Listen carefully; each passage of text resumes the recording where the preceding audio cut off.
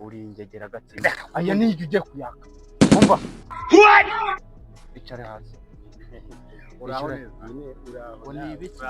Makuru n'amahoro. Amakuru ganyu uko. Gira aho ngaho. Amakuru ganyu. Uko nasoka hambirwa. None se reba ariko oya nta kindi dukeneye.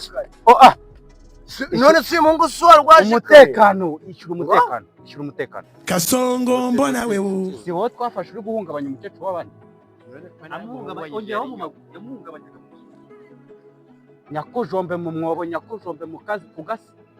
Gira vuba. Ngo muri gushaka cyane. Ishyura umutekano musaza. Umutekano ni bitanu.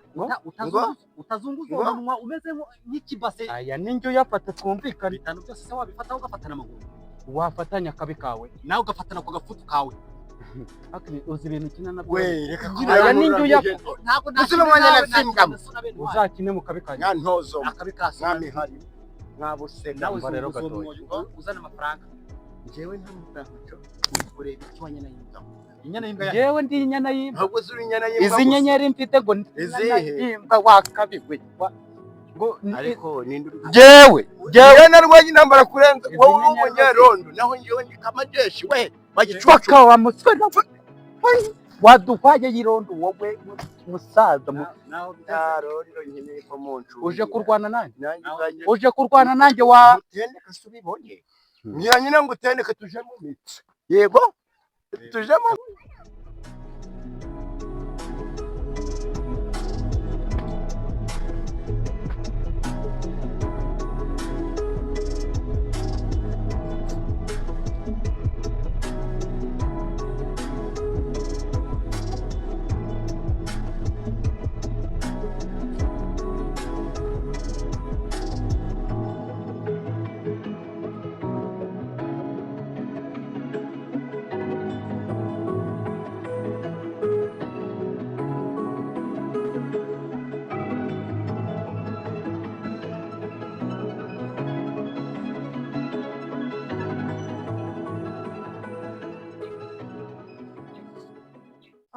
uragenda barani bari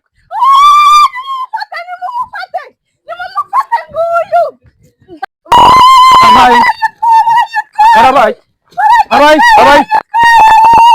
abaiki baragitwaye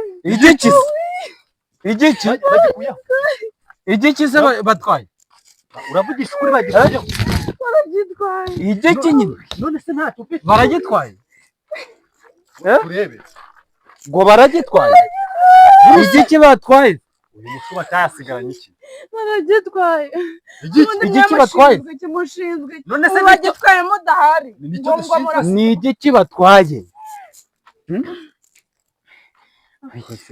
nakubwiye ngo ni igiki batwaye njye nari niyanikiye imyenda hano njya hepfo mu rugo ngarutse ndayibura noneho mbona umujama uri kwiruka nkarayifite ubundi mwe mukora iki hano mushinzwe umutekano nase kubera icyo umutekano mushinzwe mutawukaza imyenda nyine bayijyanye ngo imyenda niyo batwaye cyangwa baragitwaye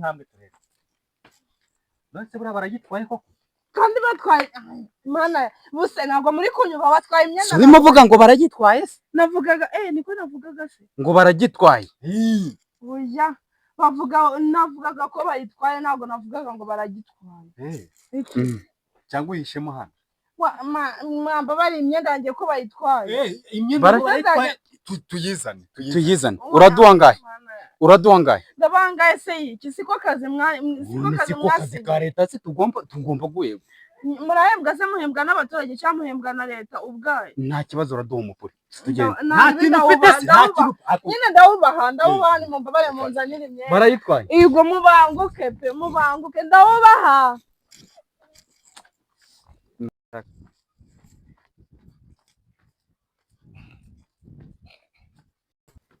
nyabundi muke ni impamo y'Imana ndagukundaga cyane hako uramukanyita mukecuru mayihoni ihoho putori ago mazina na ubundi ukuvuga ngo buri yo nkureba numva umutima wanje uguwe neza ari kugira utugambo mana we ni impamo y'Imana umeze nk'ijuru rito umeze nka Bikira Mariya.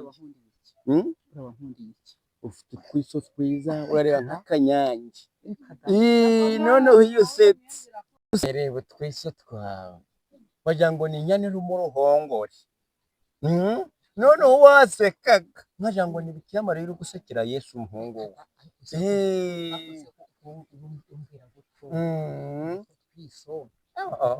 Reba utwo tuntu